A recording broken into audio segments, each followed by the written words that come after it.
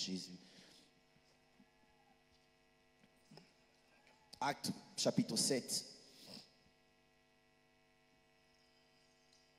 Actes chapitre 7, à partir du verset 54 à 60. Et puis nous continuons la lecture. Nous allons de Acte 8, 1 et nous allons terminer à 8. Nous allons nous arrêter à 8, je voulais dire. Normalement, la Bible, quand elle était écrite, il n'y avait pas de verset. Normalement, c'est tout un livre qui continue. Acte chapitre 7, à partir du verset 57. On a trouvé, si on trouve, on dit Amen. Ok, nous allons lire ensemble à haute voix, s'il vous plaît. 1, 2, 3. En entendant ces paroles,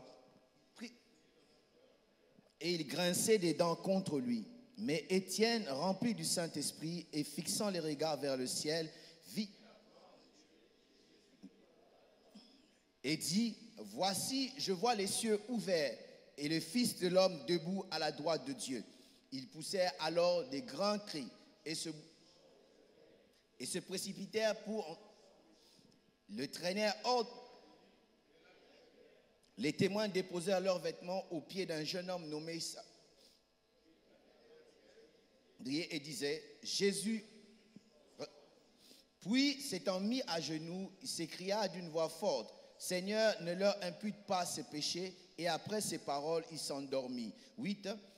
Saul avait approuvé le meurtre d'Étienne. Il y eut ce jour une grande persécution contre l'église de Jérusalem. Et tous, excepté les apôtres, se dispersèrent dans les... Des hommes pieux ensevelirent Étienne et le pleurèrent à grand bruit. Saul, pénétrant dans les maisons et le faisait jeter en prison. Dispersés, allaient de lieu en lieu, annonçant la bonne nouvelle de la parole. Philippe y prêcha le Christ.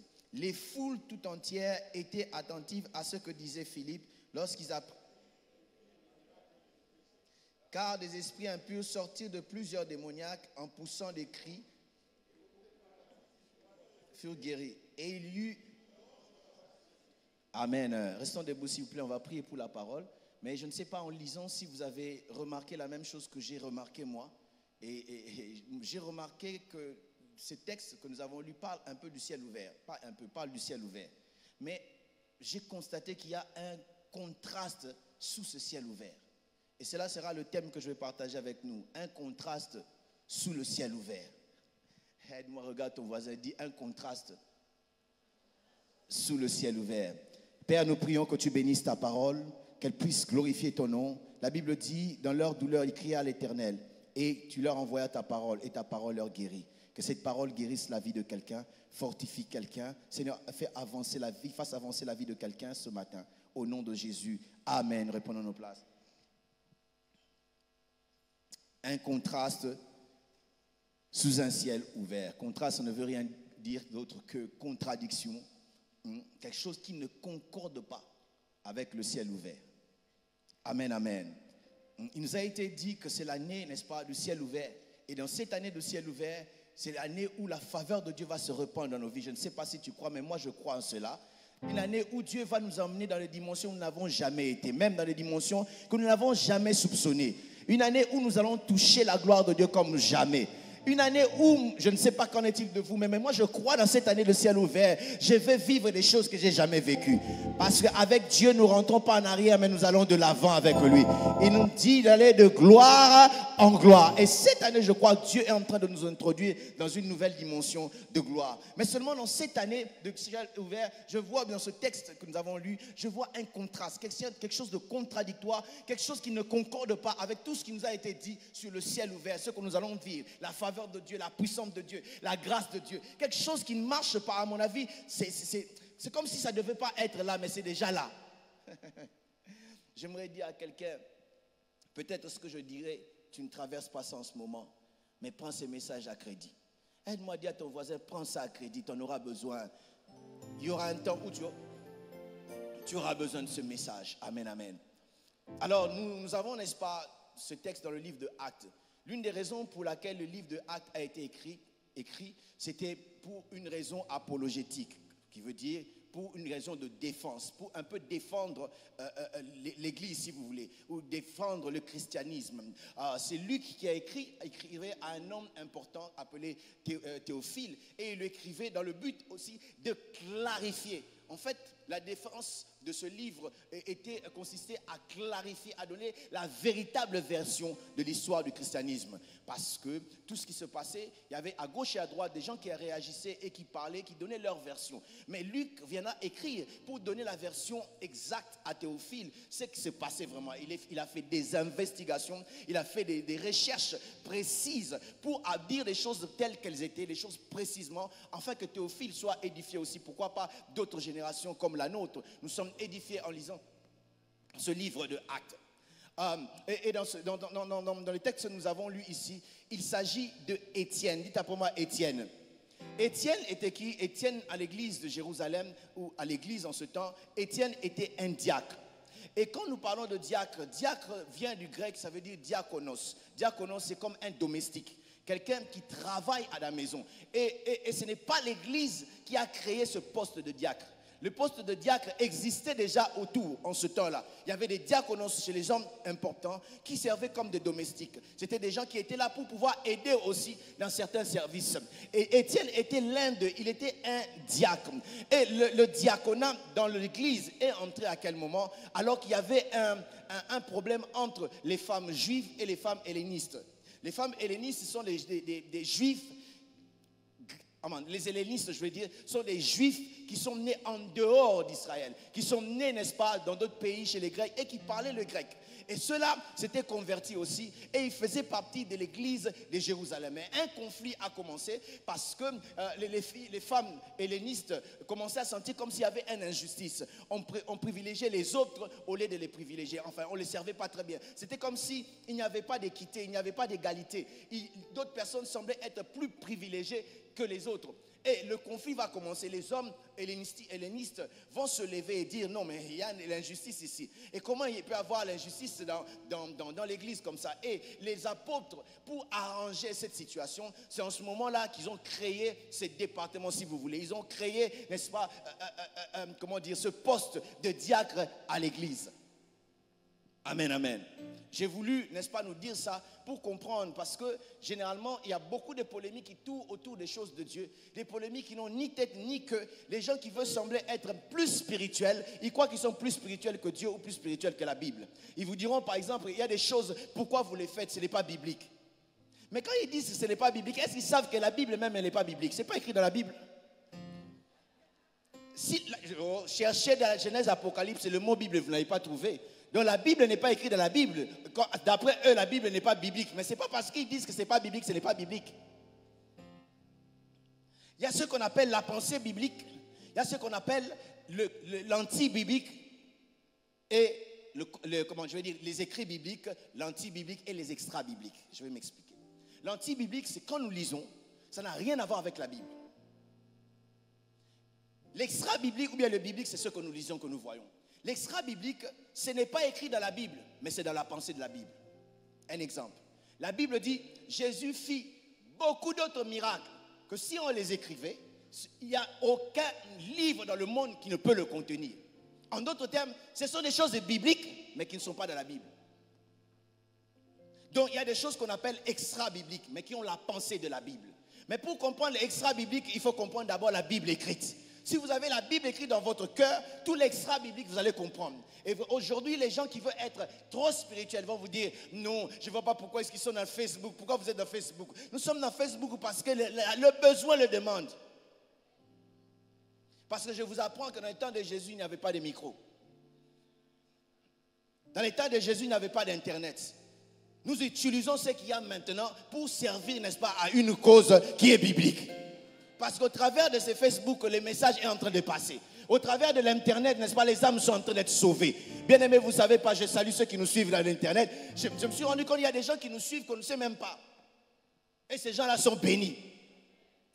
Que le Seigneur soit loué pour Internet. Je disais, le diacre, c'était à l'extérieur, c'était quelque chose de mondain. Mais qu'ils ont utilisé ça dans l'église. Pourquoi? Pour faire avancer l'œuvre de Dieu. Pour permettre à ce qu'il y ait une sorte d'organisation dans la maison de Dieu. Écoutez bien aimé, Dieu n'est pas contre l'organisation. D'ailleurs, l'organisation est très importante parce que l'organisation rend l'onction efficace. Si l'organisation, je peux l'illustrer, c'est comme le squelette.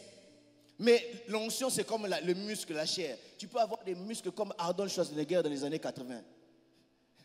Mais si tu n'as pas de squelette, cela ne va pas tenir. Dans d'autres termes, l'organisation est importante. Et même les disciples vont dire ceci. Quelque chose de monnaie, ils vont dire ceci. Non, il n'est pas convenable pour nous de pouvoir servir dans les tables, de faire le diaconat. Il est bon de choisir parmi vous quelques personnes qui, elles, vont servir dans les tables, alors que nous allons nous appliquer au ministère de la prière et de la parole. Donc, eux, ils peuvent faire ça. Alors, la Bible dit, on a choisi 7 personnes pour lesquelles on a prié et on les a imposé les mains. Parmi ces personnes-là, il y avait cet homme, Étienne. Étienne, c'était un diacre, comme je l'ai dit. Un diacre qui était particulier. La Bible, parlant de lui, la Bible dit qu'il était rempli du Saint-Esprit. Non seulement rempli du Saint-Esprit, mais aussi de sagesse. Non seulement de sagesse, des paroles de grâce sortaient de sa bouche. Et beaucoup de miracles se faisaient au travers de ses mains. Ah, il n'était pas un archibishop, ni un bishop, ni un pasteur, ni un prophète ou apôtre. Mais c'était seulement un enfant de Dieu rempli du Saint-Esprit. Mais un enfant de Dieu rempli du Saint-Esprit peut faire des choses aussi. Oh my God. Un enfant de Dieu simple, rempli du Saint-Esprit, peut faire aussi des choses qui sortent de l'ordinaire. Et c'est ce que faisait Étienne. Étienne était un homme qui bénissait, qui édifiait les autres. Un homme fort. Et lorsque nous lisons le livre d'Actes, nous voyons dans ce livre comment est-ce que l'Église était en train, n'est-ce pas, d'aller de l'avant, en train de s'étendre, en train d'affecter. L'Église était en train de gagner. La Bible dit, chaque jour, il s'ajoutait à l'Église le nombre de ceux qui étaient sauvés. Chaque jour, la parole était en train de toucher les cœurs. Chaque jour, la parole était en train d'affecter les vies. Chaque jour, la parole était en train de transformer. Vous savez, le diable n'a pas peur que tu puisses venir à l'église, mais il a peur que tu sois transformé. Je disais, le diable n'a même pas peur que tu puisses avoir une Bible dans ton iPhone, iPad, je ne sais pas quoi. Parce que je me rends compte que nous sommes dans une période où la Bible semble être partout et moins lue. Et le diable n'a même pas peur que tu puisses avoir toutes les versions comme tu as dans Youth Version de ta Bible. La dernière fois que tu as lu ta Bible, c'était quand? Touché. Il n'a pas peur de ça. Parce que le diable n'a même pas peur que quand nous venons chaque dimanche comme ce dimanche, bien habillés dans la présence de Dieu, le diable n'a pas peur de ça. Parce que vous serez étonnés de savoir combien les gens viennent pour des fausses raisons dans l'église. Des gens viennent à l'église parce qu'ils peuvent trouver une opportunité d'affaires. Il y a des gens qui viennent à l'église parce que, soi-disant, dans cette église-là, il y a beaucoup de beaux frères qui sont célibataires, je vais là-bas aussi, peut-être on va me voir. Je vous dis la vérité. Eux-mêmes savent de qui je parle. Il y a des gens qui viennent parce qu'ils veulent chercher, n'est-ce pas, le mariage. Il y a des ceux qui viennent parce que j'ai envie de voir quelqu'un. Il a ma dette, on m'a dit que non, je dois le voir là. Vous allez vous étonner des raisons qui amènent les gens des fois à l'église. D'autres personnes qui viennent même pour envoûter. Et à cela, j'ai une bonne nouvelle pour vous. La bonne nouvelle, c'est que vous pouvez vous convertir. Mais la mauvaise nouvelle, si vous continuez, Dieu va vous faire tomber, vous exposer ici par terre. Et vous allez regretter d'être, parce que celui qui travaille avec nous, il est bien plus fort que votre maître. La Bible dit, celui qui est en nous est plus fort que celui qui est dans le monde. À cela, j'aimerais dire, le temps est venu. Convertissez-vous, s'il vous plaît. Sinon, il va vous exposer. Je disais que vous allez vous étonner, n'est-ce pas, des raisons qui font que les gens viennent à l'église. Alors, l'église était en train d'avancer avec des grandes choses, des grandes conversions et des grands miracles s'opérer. Et c'est en ce moment-là que le diable commençait à sentir la menace et il s'est levé. À chaque fois que vous voyez le diable se lever, ça veut dire qu'il sent une menace quelque part. Oh, il sent une menace quelque part, voilà pourquoi il se lève. Si dans ta vie tu vois des attaques, tu ne comprends pas, qu'est-ce que j'ai fait? Le problème c'est que ce n'est pas toi, c'est seulement les choses qui sont en toi que le diable veut combattre. Et alors, il va se lever maintenant, il va se lever au travers des souverains sacrificateurs qui n'étaient pas pour le mouvement du christianisme qui avait commencé, ils n'étaient pas pour le nom de Jésus qui était prêché, ils étaient contre tout cela et ils vont se lever et se tenir contre, Étienne. Étienne, pendant qu'il était en train de mener sa vie, de servir le Seigneur, la Bible dit, on est venu l'arrêter et on a payé, on a corrompu certaines personnes pour qu'ils puissent mentir au sujet d'Étienne. Donc, en d'autres termes, on l'a arrêté sans raison valable. Il n'y avait pas de raison. Les gens ont inventé. Bien aimé, vous ne pouvez pas vous rendre compte combien les gens sont prêts à inventer les choses sur les autres. Ils peuvent inventer des choses qui n'existent pas. Et faire que même tout le monde peut se tourner contre vous. Ils peuvent répandre des rumeurs que vous n'avez pas idée. Mais ce que j'aime, vous savez, les hommes peuvent te haïr à cause des rumeurs, mais Dieu veut t'aimer même avec des évidences. Alors, on emmène, n'est-ce pas, des gens qui vont mentir contre plutôt Étienne. Et on va l'amener dans le Sanhédrin. Le Sanhédrin, c'était une assemblée de 71 personnes qui étaient là comme, il y avait des scribes, il y avait des sacrificateurs et un souverain sacrificateur qui était comme le président de l'assemblée pour pouvoir juger les cas. Alors, puisqu'ils étaient sous la domination romaine, les Romains leur avaient donné l'autorité, le droit de pouvoir juger. Et la sentence qui pouvait tomber dans le Sanhédrin, qui pouvait aller jusqu'à la sentence de la mort. On pouvait même accepter la messe, seulement cela devait être validé par Rome ou par un procureur romain. Voilà pourquoi le cas de Jésus, par exemple, il fallait qu'il y ait un Ponce Pilate pour que cela puisse être acté, pour qu'on puisse accepter cela. Et de même, Étienne a été emmené, n'est-ce pas, devant le Sanhédrin et pour pouvoir le juger. Alors qu'ils vont commencer à donner la raison pour laquelle on avait arrêté Étienne, on lui dit on t'arrête pour ceci, cela, mais Étienne va commencer à parler. Il va leur montrer que vous, Juifs, vous Israélites, vous avez plutôt abandonné le Seigneur. Vous Israélites, vous êtes les gens au cou raide. C'est vous, n'est-ce pas, qui avez abandonné. Vous êtes tournés, voilà pourquoi Dieu a fait ceci, a fait cela. Il a commencé à parler, tellement qu'il était un homme rempli de l'esprit. Personne ne pouvait le refuter. Il y avait tellement de paroles de grâce et de sagesse qui sortaient de sa bouche. Personne ne pouvait fermer sa bouche. Il continuait à parler, Il a commencé à dire des choses profondes et grandes. Il va aller de la Torah, il va entrer aussi dans la Torah et il va se tourner vers les prophètes et il va dire des choses qui commençaient, n'est-ce pas, à les énerver. Et la Bible dit, lorsqu'ils ont entendu ces choses, ils vont, n'est-ce pas, se fâcher. Ils ont commencé à grincer le dent contre Étienne. Excusez-moi. Contre Étienne. Et ils vont commencer à le prendre. Et en ce moment-là qu'ils voulaient le prendre, ils se fâchaient. Et Étienne a vu les cieux s'ouvrir. Et il a vu le Fils de l'homme debout. Cela a une signification. Lorsqu'il voit le Fils de l'homme debout, ça veut dire qu'il va intervenir. Job avait compris, il dit, il peut arriver des moments où je souffre. Il peut arriver des moments où je passe des périodes difficiles. Mais je sais une chose, mon Rédempteur est vivant. Non seulement il va être vivant, il s'élèvera les derniers. En d'autres termes, lorsqu'il va s'élever, il va entrer, n'est-ce pas, pour intervenir. Et Étienne a vu ça, il dit, je vois le ciel ouvert, le Fils de l'homme, prêt à pouvoir agir. C'est en ce moment-là qu'ils vont encore s'énerver plus. Et ils vont prendre Étienne. Le pasteur là nous a expliqué comme quoi, en ce temps-là, lorsqu'on devait lapider, il devait le mettre dans un trou. Comme ça, la cible ne peut pas manquer. Et tout le monde autour. Et je comprends pourquoi est-ce qu'en Israël, il y a beaucoup de pierres. On n'avait pas besoin de chercher des pierres, il y avait tout à côté là. Ils ont pris des pierres, ils ont commencé à lancer. Jusqu'à ce que Étienne va mourir sous le ciel ouvert. Au lieu d'intervenir, Dieu, tu vois ton fils en train de mourir. Au lieu de pouvoir l'aider, tu le laisses. Lui qui était là pour intervenir en étant debout, mais il n'a pas intervenu, il a seulement constaté la mort. Et aussi, il a recueilli son esprit. C'est ce qu'on appelle en justice non-assistance de personnes en danger. Normalement, dans notre justice humaine, c'est Jésus qui est assis sur le trône, qui s'est levé et qui regarde Étienne mourir, doivent être arrêtés. Oh, n'est-ce pas? Les juristes sont là. Est-ce que je ne dis pas la vérité? On appelle ça non-assistance de personnes en danger. Si vous arrivez quelque part, vous voyez quelqu'un qui est en train de vouloir se tuer, ou plutôt être tué, vous ne criez pas, vous ne faites rien, on va vous arrêter. C'est comme si vous êtes complice et on vous arrêtera avec cette sentence comme quoi, avec comme crime non-assistance de personnes en danger. Comment ça se fait? Sous un ciel ouvert, où Jésus est là, où il est en train de voir, on est en train de persécuter, on est en train de lapider son fils. Quelqu'un qui parle en sa faveur, c'est quelqu'un qui parle pour lui. Mais il ne fait rien. Ah non, moi ça me trouble. Je ne sais pas qu'en est-il de vous. Ça me choque. Sous une année de ciel ouvert, à peine on a déclaré la première semaine du jeûne, les problèmes ont commencé. Mais Seigneur, tu as dit que c'était le ciel ouvert. Peut-être tout le monde n'a pas encore vu ça, mais il y a de ceux qui sont en train de vivre cela. Dans cette année de ciel ouvert, mais il y a des cas que je ne comprends pas. Et Jésus est là en train de nous regarder. traverser ce qu'on est en train de traverser et il ne dit rien, il ne fait rien. Peut-être certains pouvaient se dire, il attend encore un peu. Lui, il ne vient pas avant les temps, ni après les temps. Il est toujours dans les temps. Mais cette fois-ci, il n'était pas là dans les temps.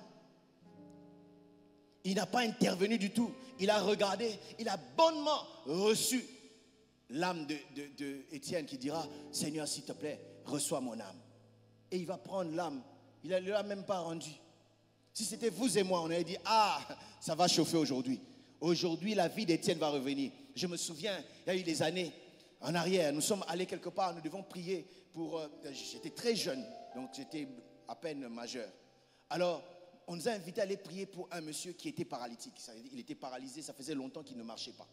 Alors, nous avons commencé à prier et il ne pouvait pas bouger ses pieds du tout. Et lorsqu'on a commencé à prier pour lui, on dit, qu'est-ce que tu sens? Il dit, oh, je peux bouger mes pieds. Bien-aimé, quelle foi? La foi augmentée. J'étais avec certains amis, ils ont commencé à enlever leurs chaussures. Ils disent, ça va chauffer aujourd'hui. On a prié pour le monsieur.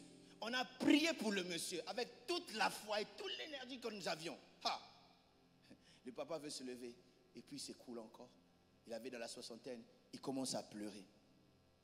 Imaginez-vous, quelqu'un de la soixantaine qui commence à pleurer. Et on était tout confus. Une autre fois dans une campagne d'évangélisation, toujours à ces âges-là, très zélé. Le premier jour, personne n'est là. C'était quelques personnes seulement. Deuxième jour de même. Troisième jour, on a commencé à payer l'argent de transport. Prends le transport, va chercher les aveugles, va chercher les paralytiques, va chercher parce que Dieu doit se glorifier. Et pendant qu'on était à l'intercession en train de prier, on va nous faire signe qu'il y a un paralytique qui vient. Oh, tout le monde était content. Aujourd'hui, la gloire de Dieu va éclater. Et la personne était venue avec 2 béquilles. Et la personne vient devant pour prier. J'étais la première personne à me précipiter. Je viens, j'impose, mais avec la foi, avec F majuscule. En priant, il y a un autre ami qui vient. Il va enlever la béquille tombe. Il enlève l'autre béquille, la béquille tombe. Et la personne, elle est restée debout. Elle tombe. Et maintenant, elle est tombée sur moi, plus âgée que moi. Et vous savez, parce qu'il utilise plus ses mains que ses pieds. Donc, il a il est vraiment costaud. Et je l'ai retenu, j'ai crié, Seigneur, tous les muscles ici sont sortis. On a pris la personne, on l'a amenée dans la chaîne de prière quelque part pour prier pour elle. On a commencé à prier, Le gars se lève. Au nom de Jésus, lève-toi. Il se lève. Marche. Il fait 1 pas, 2 pas, 3 pas. Ouh, il tombe encore. Toute la fois que nous avions été partis. Des fois, c'est étonnant. Vous êtes dans la gloire, mais vous voyez le contraire de ce que vous avez espéré. Vous voyez autre chose. Et bien aimé, laissez-moi nous dire, ça arrivera, ces genres de choses. Le temps où tu as tellement prié, tu dis après la prière, ça va marcher, mais ça ne marche pas. Et le moment où tu as tellement cru, et ça ne marche pas. Quelqu'un de plus spirituel, il dit, ça marche toujours. Prends ces messages à crédit. Tellement de fois. Et oui, ça ne marche pas. Pourquoi? Bien aimé, comprenez que Dieu veut se glorifier. Dieu veut faire des choses dans la vie des fils des hommes. Mais il ne le fait pas de la manière dont nous croyons. La Bible dit ceci dans Ésaïe 55, je crois, verset 10, 9 à 10. Il dit, autant que vos pensées sont éloignées, du ciel et la terre est éloigné, autant vos pensées sont éloignées. Vos pensées ne sont pas mes pensées et mes voix ne sont pas vos voix. Dieu veut se glorifier. Dieu veut faire des choses, mais il ne le fera pas à notre manière. Il ne fera pas quand nous l'attendons forcément. Il ne fera pas comme nous le voulons et comme nous l'attendons. D'ailleurs, Dieu n'est le domestique de personne. Dieu est le domestique de personne. Il est l'esclave de personne. Il est Dieu et il reste Seigneur. Il fait ce qu'il veut quand il veut, comme il veut. Il ne ment jamais à sa parole. Ce qu'il dit, il est derrière sa parole pour pouvoir l'accomplir. Mais seulement pas en ton temps, pas de ta manière. Il fait ce qu'il veut comme il veut. Et avant d'avancer, peut-être tu crois que je suis moins spirituel, mais j'aimerais t'encourager, te dire, il fera quelque chose. Oh, mais tu n'as pas bien entendu, j'ai dit, Dieu va faire quelque chose. Cela sera pour ton bien. Si Dieu n'agit pas en ce temps-là, bien-aimé, si Dieu ne fait rien en ce moment-là, ça veut dire que ce qu'il a en pensée est pour ton bien. Oh. Si Dieu n'agit pas directement, c'est qu'il a quelque chose de meilleur pour cela. Parce que nos pensées sont tellement trop petite pour saisir la grandeur de Dieu. La manière dont Dieu agit, la manière dont Dieu accomplit les choses. Nous avons de petites pensées, nous avons des petits plans, mais Dieu a des grands plans. Dieu ne voit pas seulement toi, tu puisses avoir des enfants, c'est fini. Non, Dieu veut que lorsque tu auras des enfants, que les gens entendent et se convertissent. Voilà pourquoi il laisse que peut-être la nouvelle puisse se répandre. Il laisse peut-être que les gens puissent se moquer de toi, et les gens puissent dire ce qu'ils disent, pour que le jour où ils viendront, ils vont trouver Dieu faire les miracles. Dieu tirera la gloire, tu auras aussi ta part. Dieu, lorsqu'il n'agit pas quand tu l'attends, ça veut dire il est en train de faire quelque chose de mieux pour toi. Et à des fois même, on appelle Dieu, on prie. Dieu ne dit rien, pas des paroles de connaissance, pas des prophètes. Même en lisant la Bible, on n'a pas des paroles réellement directement qui viennent à nous. Ça veut dire Dieu reste silencieux. Quelqu'un disait, lorsque Dieu est silencieux, c'est comme un docteur. Un docteur qui est concentré à faire une opération. Lorsqu'il fait l'opération, c'est tellement délicat qu'il n'a pas envie de tousser, ni de parler, ni d'éternuer. Rien. Lorsque tu lui parles, il est tellement concentré. En d'autres termes, Dieu est tellement concentré à faire quelque chose qui va te bénir, qu'il ne veut même pas entendre tes prières, tes pleurs et autre chose. Il est tellement concentré à se glorifier dans ta vie qu'il ne regarde pas ces choses-là. Je disais, lorsque nous prions, lorsque sous le ciel ouvert, nous voyons une contradiction, ça veut dire que ça va tourner à notre faveur. La Bible parle de Joseph, vous connaissez l'histoire. Lorsque ses frères l'ont pris, la Bible dit, ils voulaient le tuer, mais en attendant, ils le jettent dans le puits. Et lorsqu'ils vont le jeter dans le puits, il y avait la pensée de le tuer. Il y avait cette pensée, son frère Ruben avait, de pouvoir le sauver et le ramener à la maison, qui n'était pas la pensée de Dieu, c'était bien. Et je crois que si Joseph, on lui avait proposé ça, il n'allait pas refuser. Il a dit, oui, tu as raison, je dois rentrer à la maison. Oh, Dieu ne l'attendait pas à la maison. Mais Dieu a agi seulement lorsque Judas a dit, vendons-le aux Madianites, parce que Dieu l'attendait en Égypte. La Bible me dit que le germe germera en son lieu. Donc, si tu n'es pas à la place qu'il faut, quoi que tu fasses, tu ne monteras pas. Si tu n'es pas là où il faut, quoi que tu fasses, rien ne va se passer. Les choses vont se passer qu'à la manière de Dieu. C'était bon de sauver Joseph. C'était bon de l'épargner de la mort, mais ce n'était pas le plan de Dieu. C'était, n'est-ce pas, c'était méchant de pouvoir le tuer, mais ce n'était pas le plan de Dieu non plus. Mais le plan de Dieu, c'était qu'on le vende. Bien aimés, nous verrons des contradictions toujours dans notre marche avec le Seigneur. Des choses qui ne concordent pas avec notre pensée, notre façon de voir les choses. Lazare, ton ami, celui que tu aimes, est mort. Pardon, il est malade. Et Jésus entend la nouvelle. La Bible dit, il ne bouge pas. Comment quelqu'un tu aimes? Est-ce que tu sais que Dieu t'aime?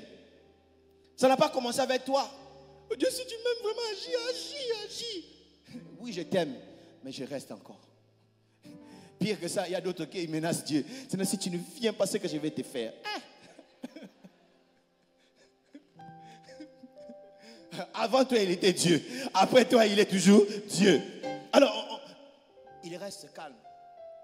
Et c'était un lieu, normalement, Jésus ne pouvait pas aller. Et puis, il n'avait pas besoin de venir parce que Jésus avait la puissance de parler et sa parole guérissait.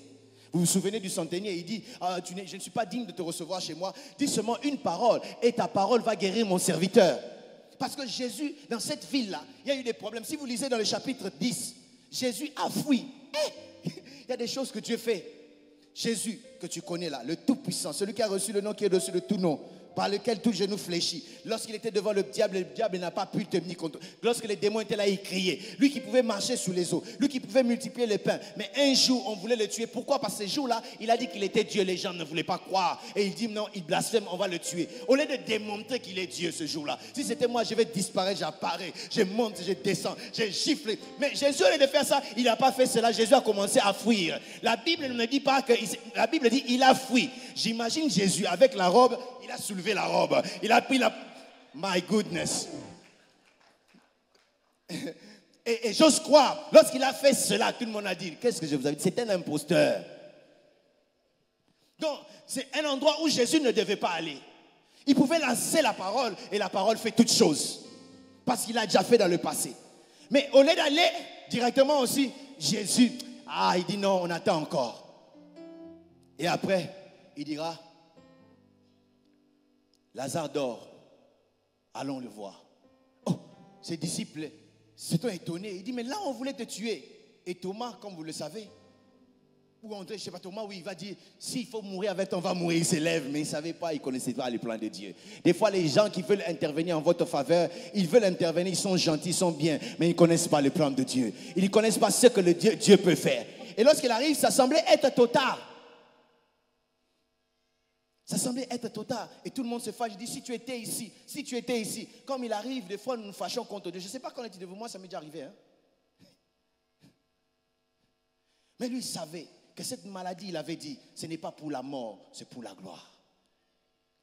Et les Juifs, quand ils ont lapidé, tué Étienne, le but était de faire taire cette voix. Le but était, n'est-ce pas, d'annihiler le mouvement du christianisme qui avait commencé. Ils ont, n'est-ce pas, tué Étienne directement. La Bible dit, en ce jour-là, une grande persécution s'élevait contre l'Église. Et même les hommes pieux ont pris Étienne pour pouvoir l'enterrer. Et la Bible dit, ils ont commencé à pleurer avec des grands bruits. Les grands bruits, c'est comment? Elle se priait avec classe, pleurait avec classe, parce qu'il y a des gens qui pleurent avec classe. Mais les grands bruits, j'ose croire, ils étaient en train de... Ah, Étienne! Je ne sais pas, peut-être parmi eux, il y avait des gens qui avaient déjà goûté à la culture africaine. Parce que quand les Africains pleurent, tu vas sentir qu'ils sont en train de pleurer.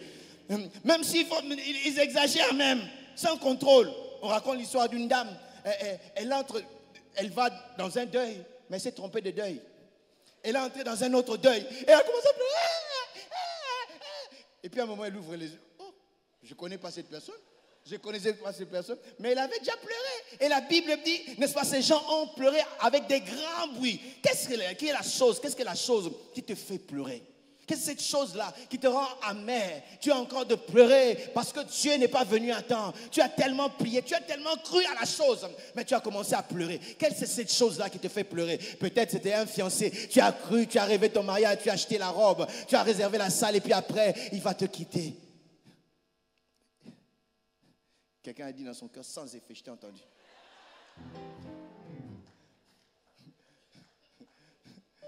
Quelle douleur! Quelle douleur! Tu as déjà raconté à tes amis, j'ai un nouvel emploi, on m'a engagé. À peine tu es entré, ta tête ne plaît pas au directeur, il dit non, pas toi ici, tu pars et on t'a chassé. Qu'est-ce qui te fait pleurer? Des choses qui te troublent, des choses, n'est-ce pas?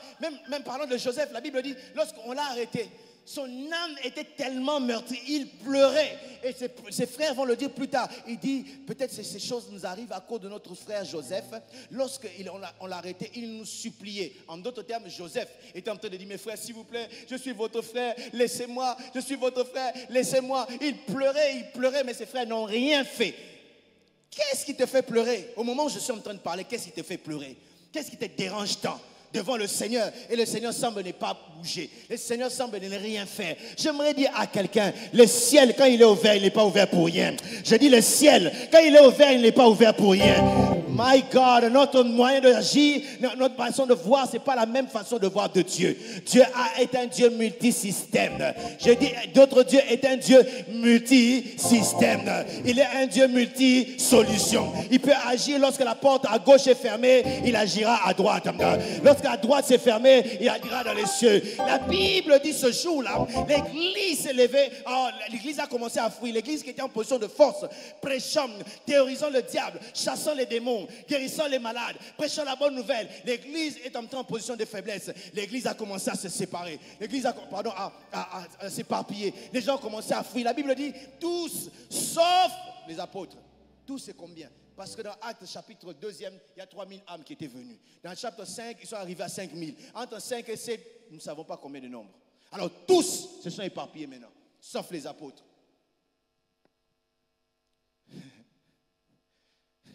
Seigneur, j'imagine, nous on avait cru Jésus, on a prêché, on a vu ta gloire, je ne comprends pas, j'ai déjà vu ta gloire. Mais pourquoi là ça n'a pas marché? On a commencé à fuir, on est en train de commencer à fuir. En fait, pendant qu'ils étaient en train de fuir, de s'éparpiller, ils accomplissaient la parole de Dieu. Car lorsque Jésus a parlé, il a dit, vous recevrez une puissance et vous serez mes témoins, pas à Jérusalem seulement, mais à Jérusalem, à la Samarie, à Judée et dans les extrémités de la terre. Mais le problème c'est quoi? Lorsque eux, ils ont commencé à voir la gloire de Dieu, ils sont restés sur place. Des fois, nous nous accrochons à des choses qui sont déjà périmées. Alors que Dieu veut nous donner de nouvelles choses. Oh my God. Des fois nous nous accrochons à des choses où Dieu n'est pas là. Il y a des gens qui continuent à marcher avec des choses qui sont mortes. Il y a des gens qui pleurent devant les Saül alors que Dieu les a rejetés. Tu es en train de pleurer cet homme-là. Dieu sait que cet homme-là n'est pas un bon homme pour toi. Surtout, vous savez, en matière de sentiments, ça m'est... Enfin, parce que... Je calme un peu parce que vous savez, dans ce domaine, il n'y a pas de Rambo. Hein. Même pas Dieu. Je vous dis la vérité, même pas Dieu. Il n'avait pas beaucoup d'enfants. La Bible, il a tant aimé, il a donné son fils unique. Donc, hein? Il y a des gens qui aiment leur assassin. Oui. Il y a des gens qui viennent assassiner ta vie. Il vient assassiner. Des fois même il te ménage, c'est comme ça, j'ai pas entendu, ne pas. Hey, c'est un assassin. C'est ce que David pleure. David pleure devant Absalom. Absalom veut te tuer. Toi, tu pleures. La personne vient pour assassiner ta foi. Oh, je n'arrive pas. Hé, arrive, il dit, ah. Oh, comment tu te laisses aller par ton assassin? Il y a des gens qui, je disais, il y a des gens qui sont des assassins, qui viennent pour assassiner ta destinée. Aide-moi à dire à ton voisin, fais attention aux assassins. Il va assassiner ton lendemain. Même si aujourd'hui tu sembles petit, le problème ce n'est pas ta petite tête aujourd'hui, c'est la grandeur de demain et il va assassiner ça aujourd'hui. Oh, mais nous ne laisserons pas ces Absalom nous tuer. Nous n'allons pas nous accrocher à ces choses. Aujourd'hui nous prenons la décision, nous refusons. Les choses mortes, nous les déposons pour suivre le mouvement de Dieu. Nous voulons aller contre, oh my God, continuer, n'est-ce pas, l'œuvre de Dieu. Et la Bible dit, alors qu'ils étaient en train d'aller, l'œuvre de Dieu commençait à se répandre. La parole de Dieu a commencé à être prêchée. Parce que Dieu savait que cela allait, n'est-ce pas, tourner en faveur de l'Église. Un trouble, mais qui a poussé l'Église à s'élever et à prêcher. Les gens commencent à découvrir leur potentiel. Eux, ils ne savaient pas qu'ils étaient des prédicateurs. Lorsqu'on lit, jusque-là, on ne parle de Philippe que comme diacre. Mais dans Acte 8, Philippe devient évangéliste. Il commence à prêcher. Il dit, ces choses, moi aussi, je peux le faire. Oui. Il y a des choses que Dieu a prévues pour toi. Mais parce que tu t'accroches tellement aux choses mortes, tu ne peux pas les vivre. Vous savez, le nom de Étienne, en grec, ça veut dire Stéphanos. Voilà pourquoi en anglais, Étienne, c'est Stéphanos. Ça n'a rien à voir avec Étienne. En grec, c'est Stéphanos, qui veut dire couronne. Ça veut dire la chose que tu as pris là, tu t'es couronné. Oh, les vieillards nous ont monté, le couronne ne reste pas sur la tête, il laisse. Pour que Dieu puisse amener une autre dimension. Toi, tu t'arrêtes seulement à cela. Voilà pourquoi Étienne doit mourir. Je dis voilà pourquoi Étienne doit mourir. Voilà pourquoi le miracle d'hier doit mourir. Parce qu'il y a une dimension plus élevée que Dieu est en train de nous amener. Je ne sais pas si je parle à quelqu'un, mais je sens le Seigneur nous emmener dans une nouvelle dimension. Je sens le Seigneur nous introduire de là où on n'a jamais été. Nos larmes vont sécher. Nous serons contents de ce que Dieu a fait. J'imagine Joseph, bien aimé, j'imagine Joseph, après qu'on l'ait promu, n'est-ce pas, en tant que Premier ministre, il dit, hé, Premier ministre, on lui a donné la bague. Il va commencer, il dit, non, excuse-moi, je dois dire merci à certaines personnes. Je vois Joseph descendre, trouver les chansons, il dit, merci de m'avoir oublié. Je vois Joseph aller voir la femme de Potiphar. Quand il vient, la femme de Potiphar tremble, il croit qu'on va l'arrêter, il dit, non, heureusement ce que tu as fait, si tu ne l'avais pas fait, si tu n'avais pas menti à mon sujet, je ne serais pas ce que je suis aujourd'hui. Tu as bien fait. J'aimerais dire à quelqu'un, tu as pleuré pour ce garçon-là, tu as pleuré pour cette femme-là. Tu lui diras, merci toi de m'avoir quitté, merci de m'avoir lâché, merci patron de m'avoir chassé de ce boulot. Parce que si tu n'avais pas fait, je n'allais pas trouver ce que tu as réservé pour moi. Aïe. Je disais, on va remercier le Seigneur encore. Jésus a dit un jour à Pierre, il dit, ce que je fais maintenant, tu ne le comprends pas. Mais dans peu de temps, tu le comprendras. J'aimerais dire à quelqu'un, les pensées de Dieu sont toujours à notre avantage. Je ne comprends pas sa façon d'agir maintenant, mais je comprendrai demain. Je ne sais pas si je parle à quelqu'un ici. Je dis que tu vas comprendre cela. C'est un contraste pour toi, mais ça prépare la gloire à venir. Je dis, c'est une contradiction pour toi, mais cela prépare, n'est-ce pas, la bénédiction qui est en train de venir. Qu'ils fassent ce qu'ils ont envie de faire, qu'ils disent ce qu'ils ont envie de dire, mais ce que je sais, cette couronne a vieilli. Dieu veut me donner une nouvelle, oh my God, cette onction a vieilli. Dieu veut me donner une nouvelle onction. Voilà pourquoi il permet certains problèmes pour que je puisse avancer. Aide-moi, dis à ton voisin, avance. Dis bien, avance. Dis, entre encore. Et ces choses-là ont poussé, n'est-ce pas, l'Église à commencer à s'épanouir. Et la Bible dit, Philippe entre en Samarie. Il va prêcher la parole de Dieu. Beaucoup de démoniaques seront délivrés. Beaucoup de malades seront guéris. Et la conséquence, la Bible dit, il y eut une grande joie. Je ne sais pas si vous l'avez lu avec moi. Comme conséquence, il dit, il y eut une grande joie. Mais quand nous commençons le chapitre 8e, la Bible dit, il pleurait avec des grands bruits. Et là, on donne une grande joie. Notre Dieu est équitable, bien-aimé. Parce que tu as beaucoup pleuré, Dieu va te donner beaucoup de raisons de rigoler. Ah, tu n'as pas compris. Je dis, parce que tu t'es beaucoup lamenté, Dieu va te donner beaucoup de raisons de pouvoir te réjouir.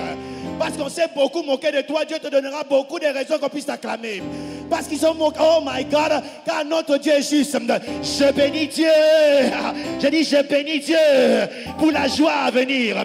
Je bénis Dieu parce que quelqu'un va célébrer un mariage de joie, un travail de joie qui ne te donnera pas toujours des maux de tête, mais tu vas vivre bien parce que tu as tellement souffert que Dieu doit récupérer cela. Je dis, Dieu doit récupérer cela. Oh God.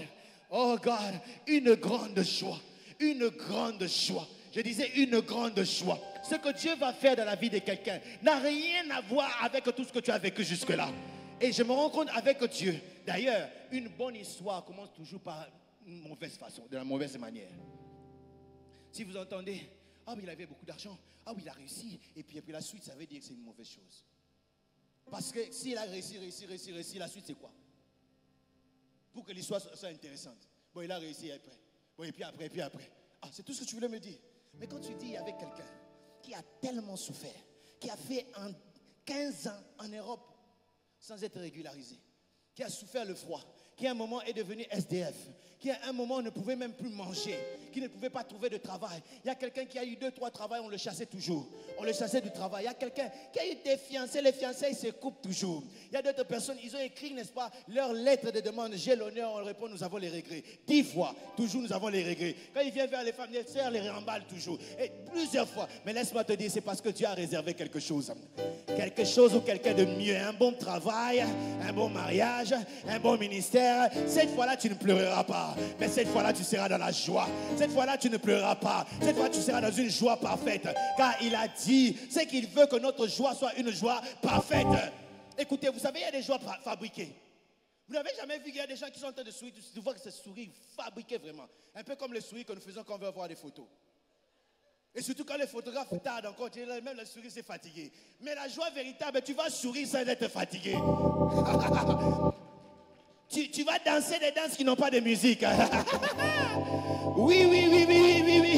Tu ne comprends pas, tu es en train de sauter. Les gens disent, ils sautent pourquoi? Toi, tu ne comprends pas. Moi, je sais. Je sais pourquoi je danse comme ça. Voilà pourquoi dans la maison de Dieu, d'autres personnes semblent être des fous. Ils ne sont pas fous. C'est ces choses qu'ils ont expérimentées. Oh my God, tu regardes, il a une cinquantaine d'âge. Il a l'année, soixantaine. Il a plus. Mais la manière dont il sert Dieu, la manière dont il aime Dieu, parce qu'il a vu des choses qui donnent des grandes joies. Des véritables restaurations. Alléluia. Le contraste a été changé en quelque chose pour la gloire de Dieu. Et puis après, je me dis, Papi, tu n'avais pas tout vu. Il ne faut pas être pressé de croire que c'est contradictoire. Attends jusqu'à la fin. Attends que Dieu puisse arriver. Ne sois pas pressé d'être déçu. Il y a des gens qui sont très déçus avant. Ils sont déçus avant le temps. J'ai vu une image dans les réseaux sociaux, certainement vous avez vu ça. Il y a quelqu'un qui était en train d'aller chercher un diamant. Et puis un autre cherchait un autre diamant, il a trouvé un diamant petit. Mais lui, à quelques centimètres de son gros diamant, déçu, il commence à rentrer. Il y a quelqu'un qui est déçu trop tôt. Je me dis, il y a quelqu'un qui est déçu trop tôt. Comme les disciples d'Emmaüs, ils ont appris, ils ont mis leur confiance en Jésus. Mais ce Jésus-là en qui ils avaient mis leur confiance, oh, il est mort et ils sont déçus. La Bible dit qu'il commence à s'écarter de Jérusalem alors qu'il avait dit attendez à Jérusalem. Il commençait à partir. Avant que je puisse avancer, aide-moi, dis à ton voisin ne t'éloigne pas. Ne t'éloigne. Et vous savez, quand tu marches comme ça, tu commences à réaliser, à te comparer. Si seulement j'avais fait, si seulement j'avais fait comme l'autre là.